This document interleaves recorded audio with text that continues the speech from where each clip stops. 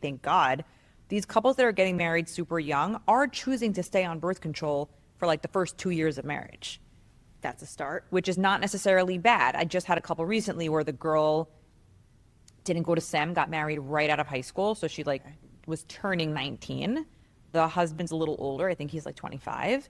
And I was actually her college teacher. And we were just discussing it. And she was like, yeah, we're going to stay on birth control for like at least 2 years because I want to finish school. And I'm like, thank you, Hashem. Like one person that actually like wants to like do something. Because honestly, I'm not going to say that like going back at 37, was it 37? 37 or 38 to start my PhD is not annoying. It's really annoying. I wish I would have just pushed myself to just do it when I was in my early 20s. It would have been hell. It would have been really hard. By the time I was 26, I would have been a doctor and been done. Now I'm sitting writing dissertations at 39, where like my brain is like atrophied. You know what I mean? I hear that. I feel like a lot of this fantasy of getting married and having kids is kind of implanted in young women's brains. Totally.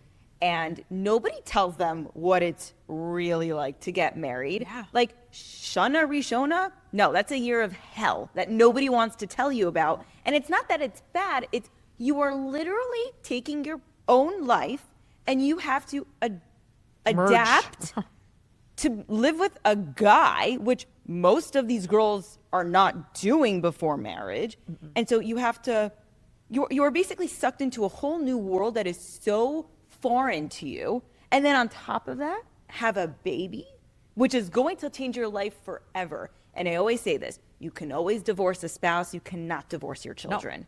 Once you have a child with somebody, you're tied to them for life, no matter how much you hate them. Yeah. Once you have children, you are bound to your spouse, whether you stay married or not, for the rest of your life. Because God willing, your child will get married and have grandchildren. And they're going to share grandparents. And you will be glued to that family for forever. Yeah, for sure. So it is so important that you end up marrying somebody where it sounds weird, but like, even if you don't stay married together, like you can still have a relationship with them because like you share the same blood. Yeah. Yes. Mm-hmm. I think that people don't realize that. They think when they get divorced, like, unfortunately this does happen where they think they can get divorced and then one parent just like is absent. And it's really sad. It's not fair to the kids. Meaning when you get divorced, you don't get to divorce your children. Right. Unfortunately, you're always their parent.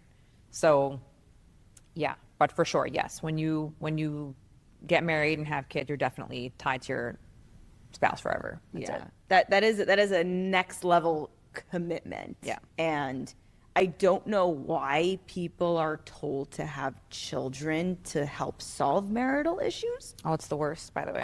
Could we like talk about that for a second? Where does that come from? Because that's not a solution. I mean, I don't think there's any therapist out there that's going to say that's good. So who says that it is good? I don't know.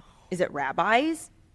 I mean, because at the end of the day, like, the bad. Orthodox world is not perfect. It has its flaws.